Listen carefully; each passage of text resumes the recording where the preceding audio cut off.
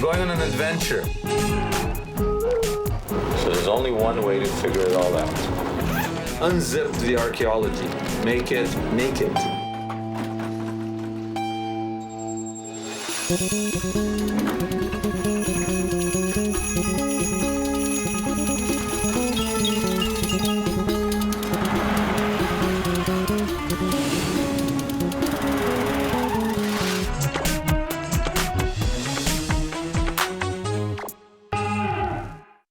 Is this going to be the archaeological trial of the century? I think so, yes. The world is watching. It should.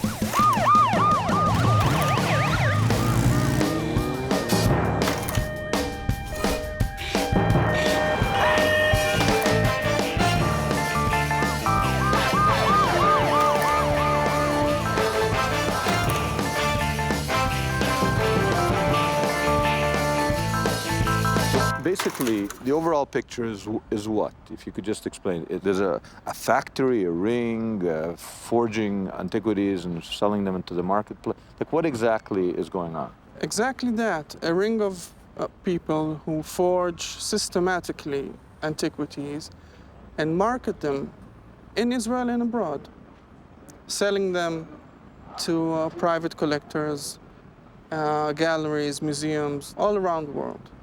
And what kind of monies are we talking about? We're talking about millions of dollars. And actually, it's not only the money that concerns us here, it's the contamination of archaeology as a science. And forgery not only of the artifacts, but forgery of history. And that's serious. How serious? A forged object can change history. Imagine if someone claimed to find the tomb of Moses in Jordan, or the bones of Jesus anywhere. Such direct contact with the past might reshape our present and our future. But spotting the forger's hand has never been easy. You see, archaeology reads stones. And sometimes archaeologists can't agree what the stones are saying. And I can't see any difference between the beginning or the end. That's the case with the James Ossuary. An ossuary is a stone bone box used at the time of Jesus. And the side of this one says, James, son of Joseph, brother of Jesus. When it surfaced in 2002, some scholars declared this to be the greatest archaeological find of the last century, the first real physical evidence of a man named Jesus. But other scholars say, it's done beautifully. If it's forged, it's by a genius. If it is a forgery, this is the man accused of being that genius. Oded Golan, owner of over 3,500 pieces of biblical archaeology, one of the world's largest private collections. His passion for collecting started early. Well, I began to collect antiquities at the age of 8. In later years, at the age of 10, for example, I found in Mount Hatzor, in Tel Hatzor, the oldest dictionary ever found in the world. At that time, I didn't recognize, of course, that this is the most important inscription found until that time in northern Israel.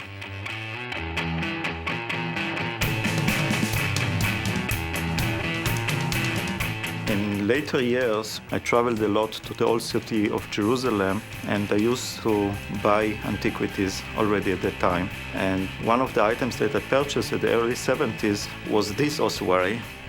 This inscription is one of the more important inscriptions that I have in my own collection. But that inscription just might cost Oded Golan everything. It might be possible, it may be possible, yeah. He's about to go on trial for antiquities forgery. Here are the most serious charges. 1. Forging a number of ancient objects, stone lamps, royal seals, and inscriptions. 2. Forging the Yoash stone, an ancient tablet supporting Jewish claims that Solomon's temple once stood on the Temple Mount. 3. The charge grabbing the most headlines. Forging the James Ossuary inscription, thus affecting the history of Jews and Christians around the world.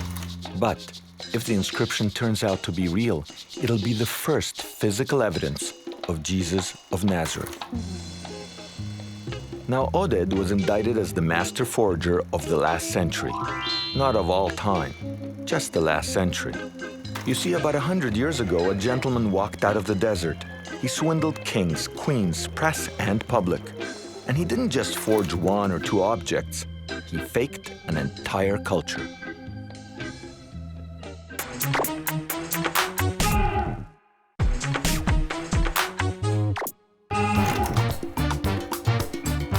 Real or fake?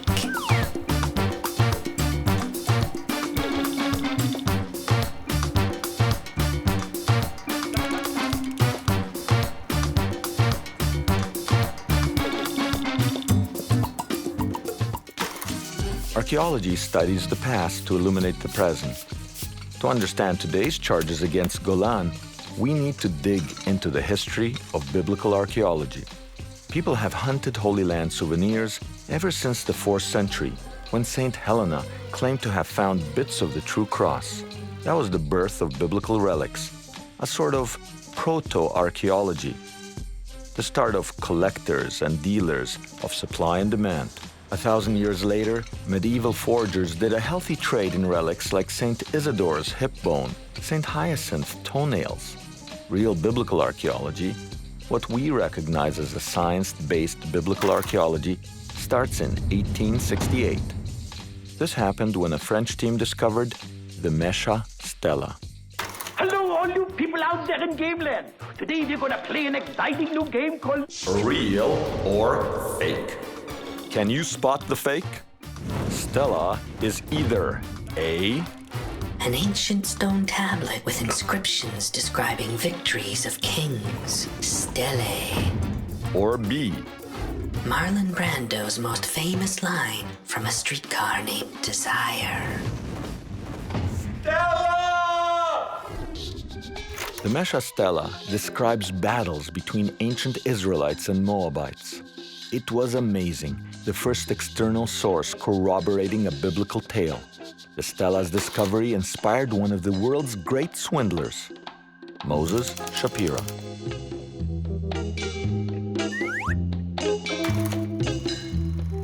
Irit Salmon is a curator at Jerusalem's Tico House, a museum dedicated to Shapira. Shapira decided to open a shop of antiquity in the old city. Oh, so he opened it when all this excitement on the Menorah stela. Yes. He said, oh, there's a business here. Yeah. People like old rocks. Yeah, and he opened the shop in the Christian quarter, but when he opened the shop, business didn't go immediately so good. And then an Arab tourist guide came to him and said, if you want to have tourists, make a business with me. And what is the business? Everything which we are missing, we can do during the night. And so a big antiquity forgery started, and every day, every morning, whatever he needed was ready. So they set up a factory at night for the creation of antiquity. Yes. If you think about it, it's the ideal shop. You can go and order whatever antiquity you want, and they make it to order. His forging methods were simple, but they worked. Shapira used to put the pottery in salt and also the parchment. He put it in salt. To make it look old. Yes. Okay, I could see that's a fake in a minute. These are very... Today, yes. These me too. breasts are not Yeah. very convincing. And the penis, it shouldn't have the testicles. That's a giveaway. Ancient times, Nothing like that was found. no, they're just wrong. It might look wrong to us now, but 150 years ago, biblical archaeology was in its infancy. No one knew what it should look like. The sexual nature of Shapira's fakes underscores a basic law of forgery. Give the people what they want, and sex sells. Symbols, but here What's really, sexual of that? I don't know. What's that? Maybe you tell Oh. me. I don't know, but Oh, but that he looks like a used, leg. Yeah, kind of. He used everything. I mean, he tricked all these archaeologists, right? Yes, he did. It shows they don't And they always... believed in it. And they believed in it. At that time, they really believed in it. Maybe then they called everything real, and now they call everything fake. Yes, sometimes yes. Shapira copied bits of the stela's ancient Moabite text onto pottery. He then sold the forgeries as authentic Moabite artifacts to a host of clients, including the German Kaiser. He produced so many of these fakes that, If I understand you correctly, they created an entire Moabite culture. Exactly. Real or fake? Can you spot the fake? A Moabite is either A, A biblical tribe descended from Moab, the son of Lot. Moabite. or B, Gangsta rap slang for large jaw. Moabite. They bought from Shapira 1,700 pieces of Moabitic clay, ceramic. 1,700. They exhibited in the Berlin Museum. Fake stuff. Fake stuff. no one knew what a Moabite should look like. So Shapira played to his audience. He was selling to the Kaiser. So, I have to say, he made the ancient Moabites look German. He gave them a German mustache. Yeah, look at that. They look downright Prussian. Yeah. And he sold them 1,700 pieces. No wonder these guys loved it. They said, look, the ancient Moabites look just like us. From this, I don't know how many sold. But isn't it brilliant to, if you're going to fake it, to make it look, the ancient stuff, look like the guys you're going to sell it to? Maybe. I'm not so Look sure. at that, he gave them Prussian mustaches.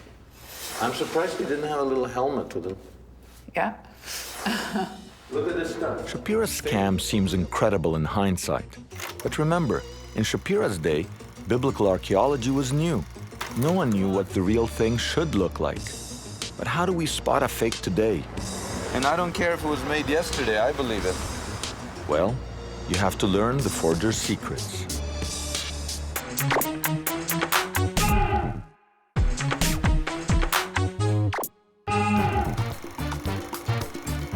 Real or fake?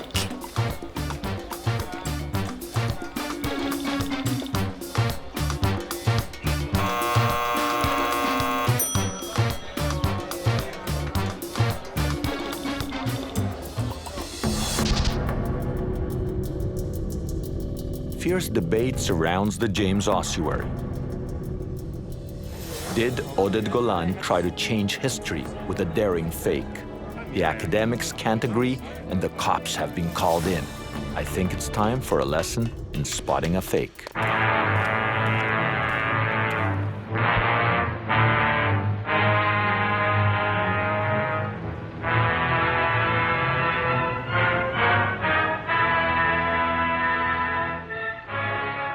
Jerusalem antiquities dealer Gil Chaya has spotted a few. One of the best faker in Israel is an Arab that lives near Nablus. This is a Samaritan oil lamp with a menorah over here. Now, That menorah looks suspicious to me. we have very little artifacts with menorahs, so they're worth a lot of money. An oil lamp like this, if it was real, would be $10,000. 10 grand? $10,000. Now, why is it fake? How can you tell the menorah is fake? The oil lamp is good. It's an original oil lamp. Really? Yeah. There's the menorah, which is the Seven-branch candelabra. And Gil says, this is real. Is this stuff real? Yeah, the whole oil lamp is real. Everything is real. This stuff has been added. So they how do you went- know that? First of all, if you look at it from the side, it's always curved like this, okay? Now, if you look at it over here it's curved, it's convex instead of being concave, which means that this was concave also, but he carved down. He carved around the menorah, you understand? Yeah, here this is an original one, for example, and you see it's concave see? everywhere. This one, here it is. It's up, concave, right? This one, there's a little dip in there, Convex, yeah. like that. Good, bad, see? This one bumps down, and the point is, somebody carved it down. It would fool me, boy. It would fool me. So this is going for $400. It goes for anything from $200 to $400. You put a menorah on it, suddenly it's worth 10 grand. Yeah. Somebody tried to sell it to you? Yeah. And you said, I'm no sucker? You know, the second you look at something, I can tell it's fake already. Right. You get a feel for it. As soon as the James Ossuary was shown to the world, some said it was real, some said fake. Critics said it was unusual, different from other ossuaries. For instance, almost no other ossuary says brother of. That made it an anomaly.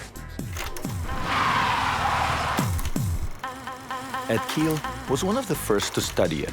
He was a curator at Toronto's Royal Ontario Museum when the ossuary made its debut to the world in 2002. I went back to check in with Keel. He says academics can't agree whether an anomaly makes or breaks an artifact. Even a banana split can split the academics. This is a fake one? I think, yes, probably is. You're not sure? This purports to be something like 5th century AD from Iran. Silver. It's a nice banana split bowl. Yeah. It's the kind of thing that, yeah, princes and, princesses would have and probably eat fruit or something like from it. And then there are various designs on it.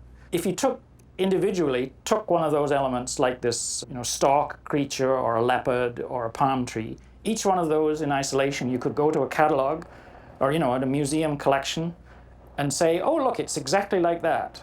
But the problem is it's the combination which is weird. And that's what they've done. They've used the catalog of the collection that's a legitimate collection as a pattern book. But how do we know that? Well, how do we know there wasn't one guy in ancient times who decided to put it all together? Well, yes, indeed, that's a problem. The funny thing is that the profession falls into two groups of people. There's the one group, when an object appears, they go to the known catalogs and they look down for exactly a parallel for it. And they say, okay, there it is, there's the parallel, it's genuine. There's the other school, which is what I fall into, say, yeah, but the forger has those catalogs too. And I look for something that's totally weird and accept it more readily. But that other group looks at something weird and says there's no parallel for it, it must be false. I see, that's very interesting. So the very eccentricity will lead one to say, this must be real. A forger usually copies something that is known. Using that yardstick, the James for you would be real. Yeah, because it's weird. Because the very fact that there aren't 150 other exact versions of it. But that means that two different academics, two different diagnoses. Within this institution, we have fierce arguments over whether, and it occurs over this piece. I'm wanting to put it out on display, and somebody else saying, oh, I don't really think that it's real, and then you argue over it. The argument against Oded Golan and the James Ossuary is led by the Israel Antiquities Authority, or IAA. They police Israel's antiquities market, a market where objects are guilty until proven innocent.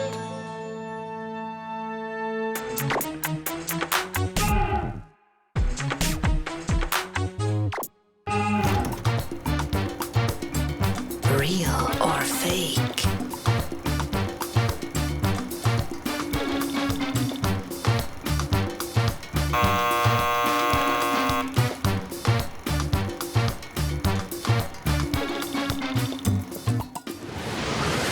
The IAA investigated Oded Golan and the James Ossuary. The scientific charges against the ossuary are technical, but easy to understand. 1. Patina, a crust that builds up on stone over the years, just like rust on metal, but patina is on stone.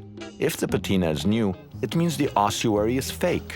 Scholars can't agree on how old some of the James Ossuary patina is. 2. Epigraphy, the study of handwriting in ancient cultures. Scholars can't agree if one or two hands carved the ossuary's inscription. I think it's nonsense. I agree with whether forged or authentic, it is one hand. Some say the all-important brother of Jesus was carved by a second hand, added at a later date, and so a fake. The IAA leads the charge against Golan. They established a special scientific committee to study the ossuary. The IAA declared and decreed the ossuary was a fake.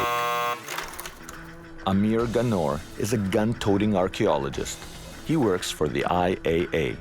He investigated the James Ossuary, which came from Oded Golan's private collection. Ganor is suspicious of private collections. Here's the problem.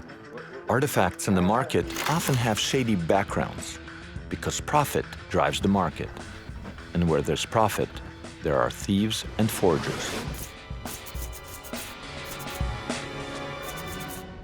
כעיקרון, אספנות עתיקות בכל העולם זה דבר שמעודד שוד עתיקות, וצריך להגיד את זה בצורה מפורשת. The IAA classes dealers with robbers. Why? Well, the law governing dealers is a bit of a contradiction. First, how do dealers get their merchandise? How did it get here? From a legal dig? I doubt it. Probably some Palestinians who were out of work, ran around the hillside, found tombs, took the stuff out.